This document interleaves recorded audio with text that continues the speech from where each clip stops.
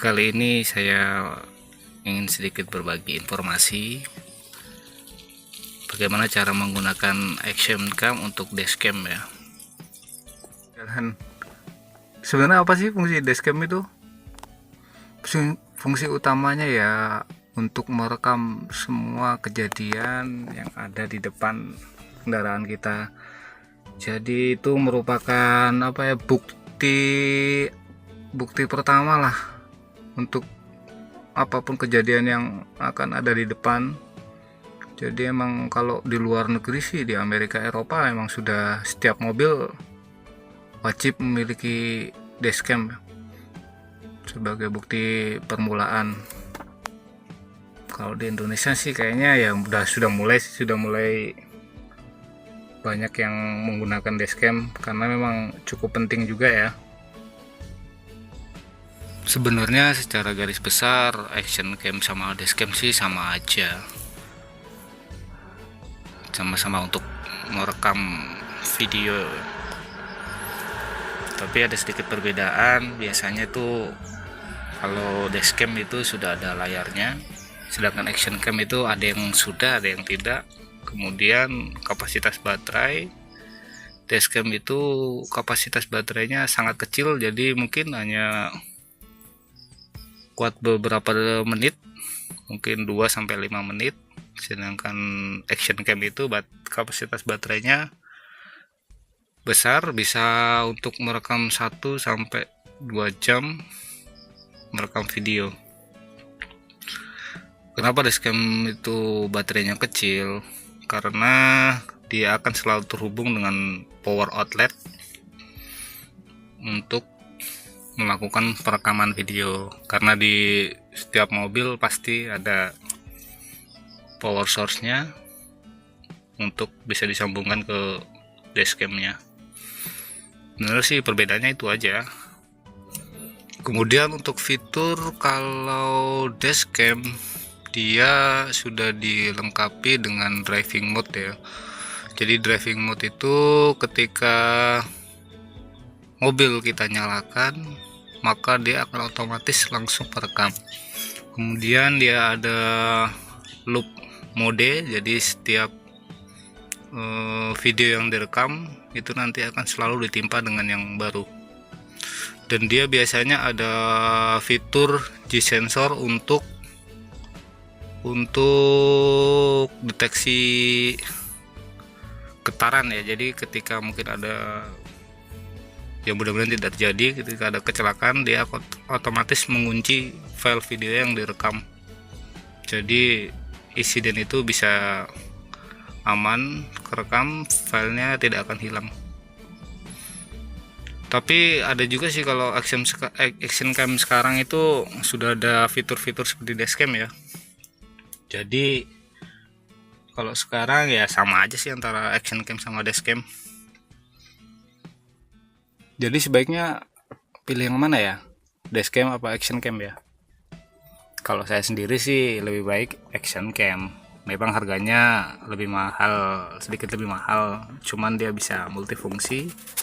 Kalau kita lagi pengen pakai di luar bisa, untuk dashcam juga bisa. Terus kalau untuk dashcam sendiri, untuk paket penjualannya pasti dia emang defaultnya untuk ditaruh di mobil ya. Jadi untuk seperti dudukan sudah tersedia, atau entah itu mau stand atau ditempel di kaca itu sudah ada. Dan USB-nya juga biasanya miring, yang kepalanya di samping itu, jadi untuk biar gampang nyolokin ke power outletnya. Sedangkan untuk action cam itu ada sih sebenarnya dudukan yang yang untuk di helm itu, seperti untuk di helm itu nanti bisa ditaruh di atas dashboard ini. Tapi jika untuk mau menempelkan di kaca, area kaca, itu nanti kita perlu beli lagi alat yang namanya, nggak tahu yang namanya apa nih, seperti ini alatnya. Jadi nanti bisa ditempel di mana aja, di kaca, dan ujungnya seperti ini ya. kalau untuk dashcam itu dia sudah ada tempatnya lah, hitungannya untuk dudukan kakinya juga. Tapi kalau action cam itu tidak semuanya ada dudukan apa untuk seperti ini ya, seperti baut ini, tidak semua. Ini saya ada contoh dua action cam, Bipro sama S-Fish. Yang S-Fish ini sudah ada dudukan. Nah, ini untuk ditempel di sini nih. Sedangkan kalau yang satu lagi ini kan nggak ada, jadi kadang harus pakai housingnya. Cuman kan kalau pakai housing dia tidak bisa colok power ya ini ya, karena tertutup housingnya. Untuk mengakalinya ya paling kita beli dudukannya yang berbeda ya, bisa pakai yang model seperti ini. Nah, ini nanti taruh di tengahnya sini atau di mana untuk bisa ngerekam. Dan ini juga bisa ditempel di sini, bisa ditempel di kaca, bisa ditaruh di sini.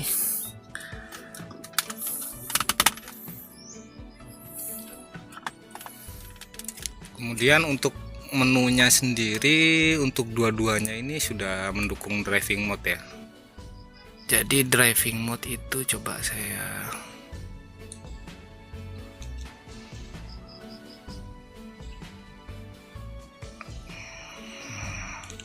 ini driving mode itu ketika kita nyalakan kontak on di mobil, jadi dia akan otomatis rekam. Kemudian ada juga itu fitur HDMI out, itu bisa nanti kalau kita ada converter bisa masukkan ke head unitnya juga tuh videonya. Nah, ini untuk split mode-nya, tiap 1 menit rekamnya satu file video itu tiap 1 menit atau 3 menit, 5 menit sampai dia 30 menit.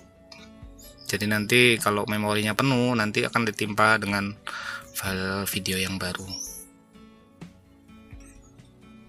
Ya, ini kita coba pasang ya.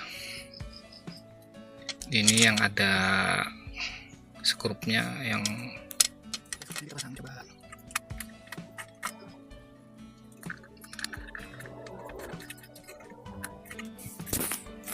Kemudian kita coba tempelkan di sini. Mana aja ya, terserah ya. Tapi sih biasanya saya taruhnya di tengah-tengah biar pas.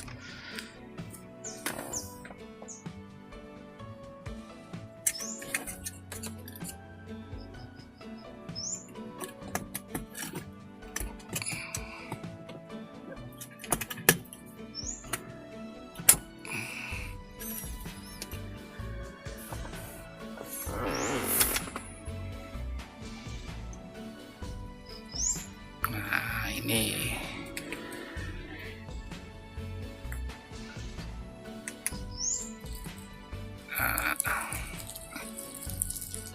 kemudian kita pasang.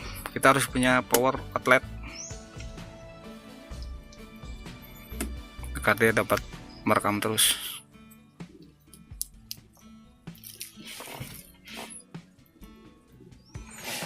Kita masukin di power outletnya. Kemudian kita ada kabel USB nya.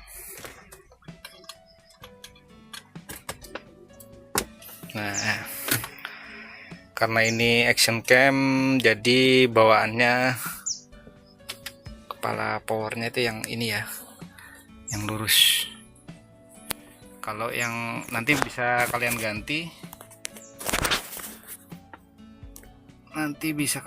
dengan yang ujung besinya itu yang di samping sini nih, jadi biar lebih enak aja sih.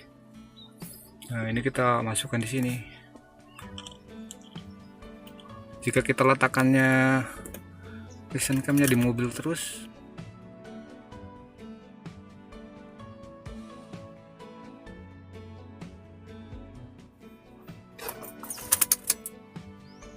nah itu ketika saya nyalakan kontak on dia akan langsung otomatis ngerekam.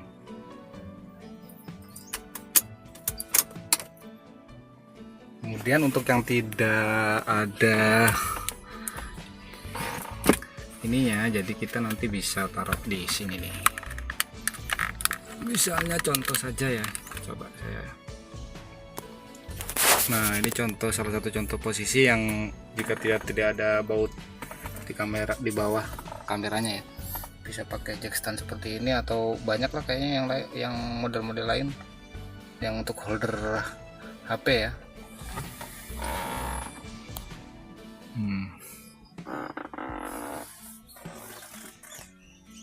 Ini yang ditempel di kaca, ini yang di dashboard.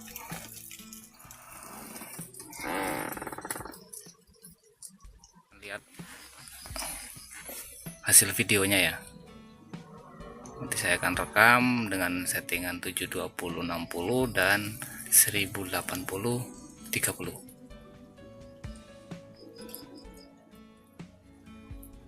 Dan untuk kualitasnya nanti akan saya sertakan videonya ya. Cukup sekian saja info yang ya mungkin sedikit bisa berguna.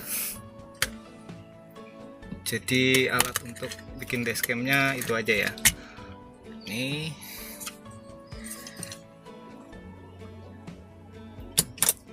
power outlet dan kabel USB.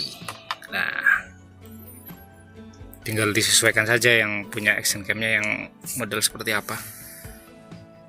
Oke, sekian. Terima kasih sudah menonton videonya. Semoga bermanfaat informasi dari saya. Juga jika ada informasi yang salah dari saya, mohon koreksinya ya. Karena mungkin nggak semua info yang saya berikan benar. Oke, terima kasih.